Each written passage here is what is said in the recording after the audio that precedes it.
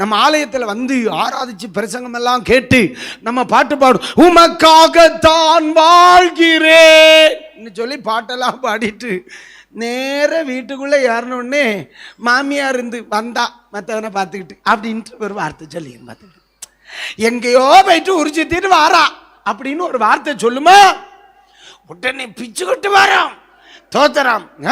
உடனே போன் அடிச்சு மாப்பிள்ளை பார்ல இருக்கான், அவனுக்கு போன் அடிச்சு உன்னை உங்க அம்மா இருக்கணும் இல்லைன்னா நான் இருக்கணும். உடனே அவன் சொல்ல 2 பேரும் போயிருங்க, நான் நிம்மதியா இருப்பேன்.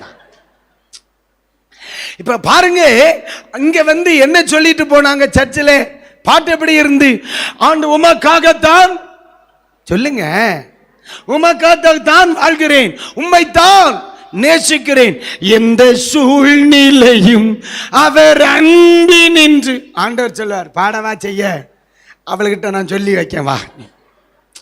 நேர வீட்டுக்குள்ள போன உடனே அங்கிருந்து வருகிற தீர்க்க தரிசனம் அருமையா இருக்கும். பாலா போனவே வந்து ஏறின நாள்லேருந்தே ஏன் குடும்பம் பாலா போச்சே அப்படின்னு லாங்க பேசாது. உடனே நமக்குள்ளே அப்படி பிச்சுக்கிட்டு வரும். ஆண்டவர் பார்ப்பார், ரைட்டு இவன் இவ்வளவு பாடின பிறகு உள்ளே என்ன வரல, பொறுமை வரல. உடனே ஆண்டவர் ஃபெயில் அப்படின்னு போட்டுருவார். உடனே ஆனா சிலர் அப்படி இல்லை, உள்ள போன உடனே இப்படி மாதிரி பேசுமா, ஆண்டவரே எனக்கு பொறுமையை தார், ஆண்டவரே எனக்கு கிருபையை தார், ஆண்டவரே இப்பந்தான் உமக்கா வாழுவேன்னு கையங்காலையெல்லாம் தூக்கிட்டு வந்தேன், எப்படியாவது காத்துக்கிடுங்கப்பா என்று சொல்லி ஓடி ரூமுக்குள்ள போய் 10 நிமிஷம் முட்டி போட்டு ஜோம் பண்ணி அந்த ஆவியை கட்டி அவ ஜோம் பண்ண உடனே ஆண்டவர் பார்ப்பார், பரவாயில்லையே என் பிள்ளை ஜெயிச்சிட்டா அடட்டாங்க.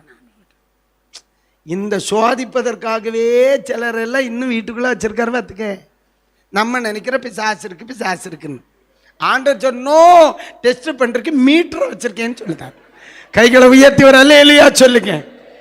சில மீட்டர் வயசான மீட்டர், சில மீட்டர் யங் மீட்டர் மீட்டர் வச்சிருக்கார்.